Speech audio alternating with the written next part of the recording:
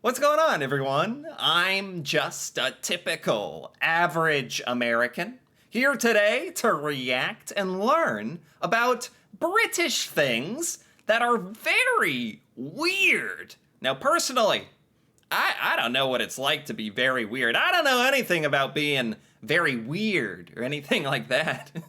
But honestly, that's one of the best things about this world, isn't it? The best things about all the different cultures and all the different countries is that we all have our weird little things about us. Don't even get me started about all the weird, disturbing stuff Americans are doing here in the United States, huh? And I'm not even gonna get into that. That's not what we're talking about today. Don't try to get me into that. No. The spotlight today is on weird things that British people do, weird things about British culture. And funny enough, when you think about it, what's weird to me is normal to a lot of British people, and what's normal to British people is weird to me, and what's weird to Brits is normal to them, and you know how it all goes. We could go on and on here, but with that being said, let's start the video. Let's take a look. British people have rising intonation when they say bye on the phone. So it's a bouncy bye. And why do you people do that? What? Here I am talking about the beauty of weirdness around the world, and this isn't exactly what I had in mind, I have to admit. Bye! Am I doing it right? Is this a thing? Have I never encountered this in anything ever? British people say bye on the phone a particular way? Oh, so it's a bouncy bye. And why do you people do that? I haven't noticed this myself, but something that we have commented on before I have never noticed this either. is how British people say bye repeatedly when they hang up the phone. So whereas here in the States, if I'm on the phone with a pal or a coworker or something, I might be like, hey, how's it going? Yeah, all right, great. Talk to you later, bye. And I that's say like bye the extent once. of it? Yeah, it's like bye down. But in the UK, In the UK, people say bye a lot on the phone. That seems kind of like a politeness thing. It seems kind of nice. That's harmless. I want to hear more about this inflection on the bye. okay, Brits tend to go, all right, bye, bye. Yeah, I'll talk to you later. Bye-bye, bye. Okay. Bye-bye. Bye. Talk to Okay. bye. Oh my gosh. No. That reminds me of that comedy bit from Mickey Flanagan. I think he says that British people do this and he's like, yep, bye. Bye bye bye bye bye bye. I didn't know about this. I don't know about the bye thing, but this is funny too. It's also kind of endearing, in a way, like saying bye a whole lot of times. Like it's very polite. It's nice. Bye bye bye bye Bye. Bye. bye bye. You're joking, really? I think this also happens when people are leaving. Like if you're meeting a British person in person and then it's time to say goodbye, when they say, right, I'm off, that commences a series of Goodbyes. Goodbyes. That usually last a really long time. Right, and then when it finally happens to an American saying goodbye to a British person, they're like, bye, bye, bye, and the American's like, get out already! Just go! Go! Stop it! And the Brit's like, bye, bye, bye, bye, bye. Again, Americans could use a little more of this, I think, not injected into our culture. It's nice. Yeah. Moving on! Let's see what else Jessica Rose has to say. If there is a mistake at a coffee shop or restaurant, British people will complain to everyone, but the people who could fix the issue. And if asked by those people, will report that everything is fine. Wait, what? This is, oddly super specific. If there's a mistake at a coffee shop or restaurant, British people will complain to everyone. I mean, Americans, man, some Americans will complain. Like, most of the time, Americans will complain to the cashier or to the waiter, straight to them, and kind of act like that person has any control over the situation. If it's something outside of their control, Americans will still yell at the poor service person, and this sounds kind of similar to that. To bring up another British comedian, this reminds me of that bit by, I think, Peter Kay is his name. They're on their bloody main meal over here. They're on their main meal. We've only just got our starter. They come in after us and they're on their main meal. Everything all right? Absolutely fantastic. Really, thank you. Perfect example. I'm actually glad they showed that. Okay, I completely get it. So British people perfectly fine with like judging or being critical about something within their own personal sphere of influence, within their own personal space, kind of complaining. But then if it were to affect someone else, or if the waiter or manager comes over, British people are just too polite to actually like make a scene and complain to the person who might be able to do something, because British people don't want to be seen as a hassle or making a scene. I actually really appreciate that. Americans would do the first part, where we would complain to everyone at the table, and then when the waiter or manager comes by, we complain to them as well. So the second step is a little different. When people, are you okay? You heard a noise. Come here! Hey, Riley, come here! There's construction going on in the unit below us, and so he's a little bit startled by all the hammers. Oh no, now he's on the counter. This is where we put our food! Exactly. Oh man, Grace is really tuning into her Asian roots here. I think this is a difference between Brits and Americans, because here in the States, people are way more likely to complain if they're unhappy with something. Exactly. Okay, I'm glad that they agree. People in the United States are... I'm actually surprised at how willing people are to complain about stuff straight to the waiters, waitresses, managers, like try to get free meals out of it, try to get something out of it. Americans are very more than willing to complain to everyone, and I have noticed this. About their meal. You guys have probably heard that phrase, the customer is always right. That is actually something that we believe in America. Like when we became servers at the restaurant, we were told that as part of our training, that the customer is always You have right. to make it right. Yeah. Oh, yes. This is a classic Americanism. At restaurants, anything out in the wild that you go to, any business, America, I guess I never really realized that that's an American thing, isn't it? The customer is always right. That businesses basically tell their employees, it does not matter how poorly the customer treats you. Doesn't matter if they yell at you. Doesn't matter what the heck they want or what they say. You have to put up with it. You got to make them happy. That is your only priority. And it can get kind of ugly at times, honestly. I don't necessarily subscribe to that. I actually feel very, very bad when I see Americans, giving people in the service industry a tough time. It's pretty rude. For them. And so we very much have that mentality here in the States. We also have the idea, like, I am paying money for this thing, and if this thing is not what I like, then I should not be paying money for it. There's a question. Yeah. Americans are probably a bit entitled in this way, aren't we? It's like if we pay for something, we suddenly come to the conclusion that basic human decency and respect doesn't exist anymore, which is just silly, obviously.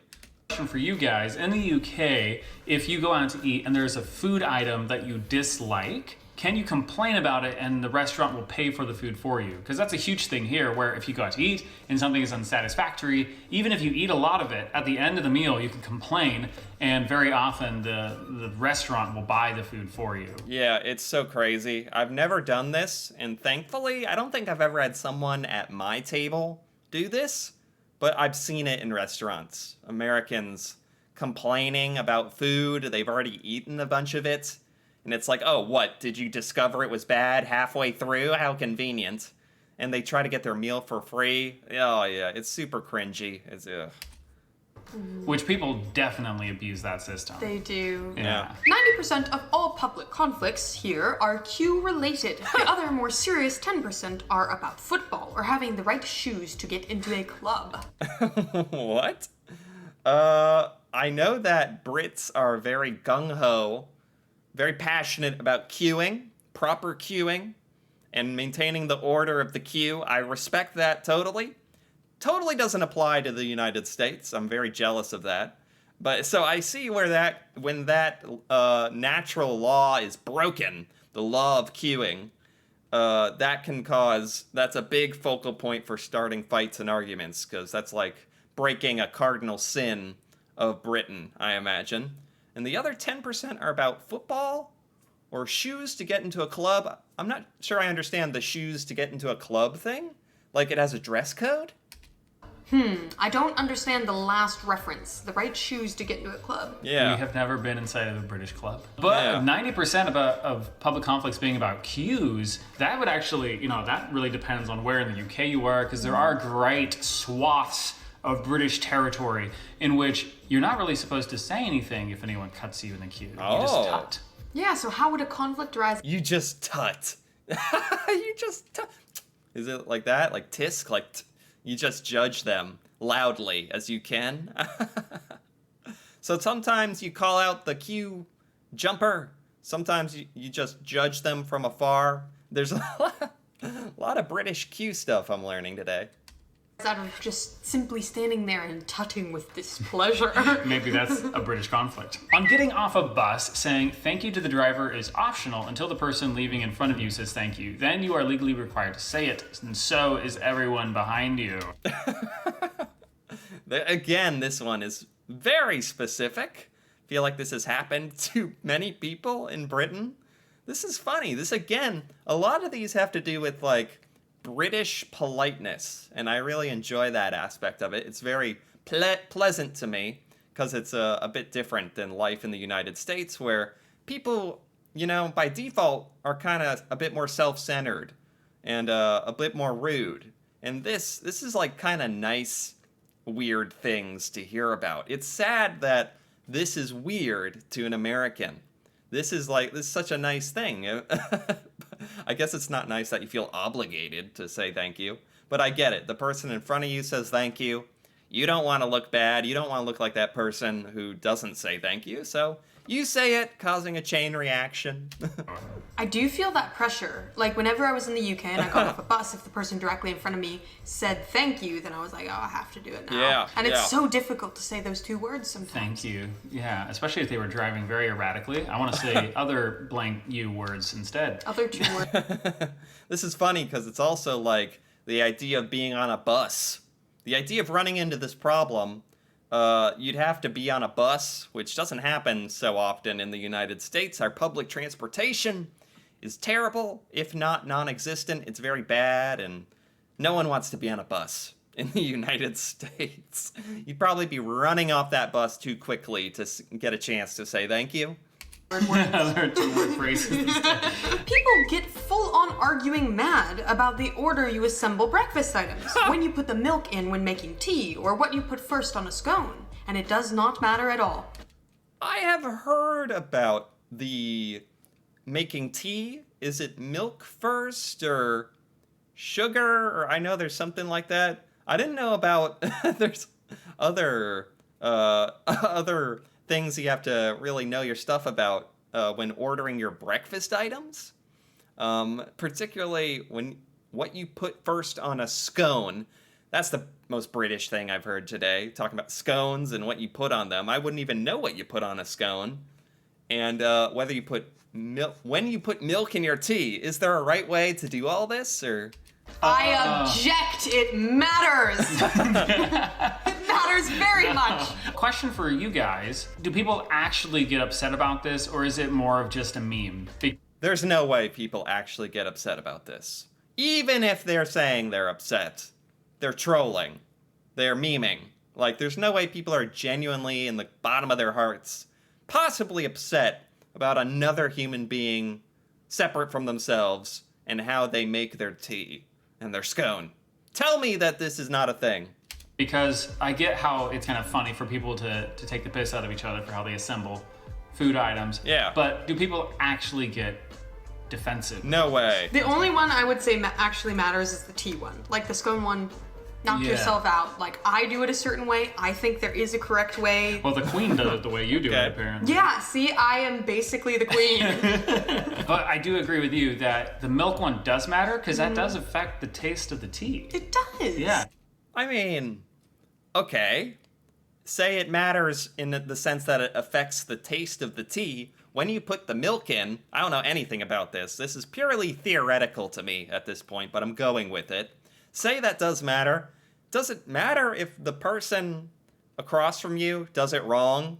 They're having a less enjoyable experience, and is that somehow vicariously ruining your experience just knowing they're screwing it up? Is that why it's kind of intolerable? You don't put the milk in, then the bag, and then the water. If you mention swans to a British person, they'll tell you swans will break your arm and nod knowingly. No other information will be forthcoming on the topic. What? This is some kind of reference I don't understand. If you mention swans to a British person, they'll say, swans will break your arm? And nod knowingly. What on earth does this mean? What is this a reference to?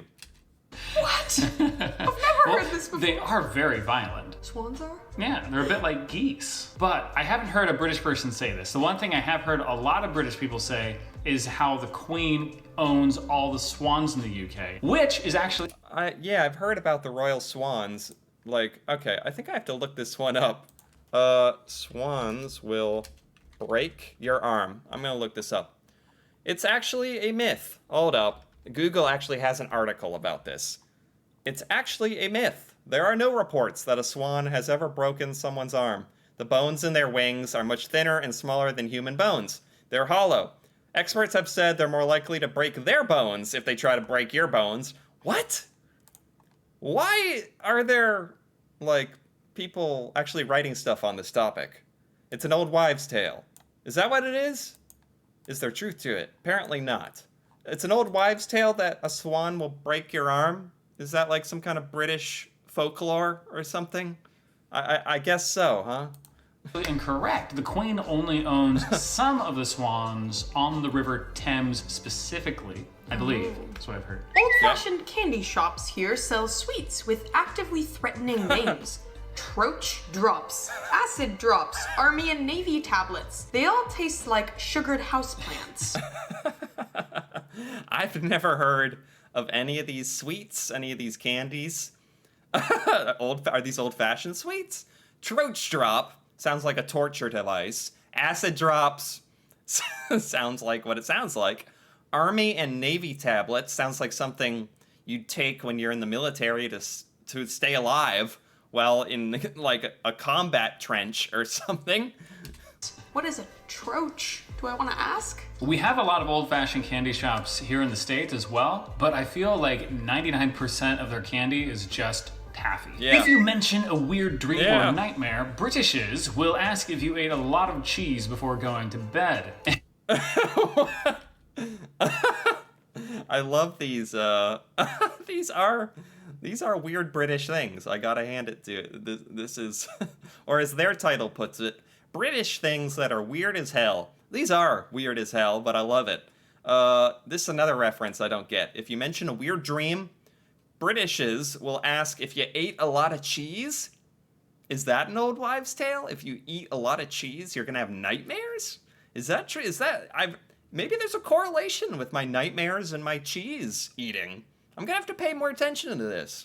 I put this in the weird as hell category just because I've never heard an American comment on cheese influencing dreams. Have you heard someone say this? No, No. I'm going to experiment with this tonight. Another thing that stands out to me about this tweet is that Jessica uses the word Britishes, and I have literally never heard anyone say that before. Well, I noticed that too. The use of the word Britishes, because I only know the word Brit as like a plural for British people. Is Britishes a word? I'll turn this over to you guys. The word Britishes, is this another version of saying Brit or Brits? Maybe we need to start saying Britishes. Yeah. Hey, Britishes. What's up, Britishes? I'm wondering. We like Britishes, people. I don't know, that one doesn't sound quite No, right. it's not. Signing sincerely in an email means f off. Saying f off in a pub means I appreciate our friendship 98% of the time. And 2% of the time, it's a precursor to violence. What? British people, why are you so passive aggressive? What's going on here? Sincerely in an email means F off? Really? That just is like common business email lingo, I think. Like, lots of Americans sign off emails with sincerely. It doesn't mean anything like F off. Unless I'm out of the loop, then a lot of people are really mad at me and have been very mean to me, and I've had no idea. Is this considered true in Britain? Sincerely is like sarcastic. It means like F you. That's funny. Saying F off in a pub means I appreciate our friendship. Okay, in a pub, it's the opposite. Have you ever signed off an email with sincerely yours? No, but I have signed it with f off. Just kidding. I have signed an email off with sincerely, and now I'm thinking that was not a good choice. As long as it wasn't to a British person, you might get away with it. Yeah, exactly. It's like, now I'm nervous. Like, that's a completely opposite meaning. Is this true? That's the complete opposite meaning. Like, an American would definitely put that in an email to a British person and never think twice about it. I can't tell if this is a joke or not. But, you know what? I'm enjoying this. Thoroughly enjoying this. We're only about halfway through with this list of very weird British things. So I think I'm going to stop here for now and continue the rest in part 2. So if you enjoyed this video, feel free to give it a like or leave a comment. And if you're interested in part 2 of this video, or more videos in general, you know, of me reacting to British culture and stuff about Britain I have never learned before, feel free to subscribe for more. And until then, thanks for watching, and see you next time.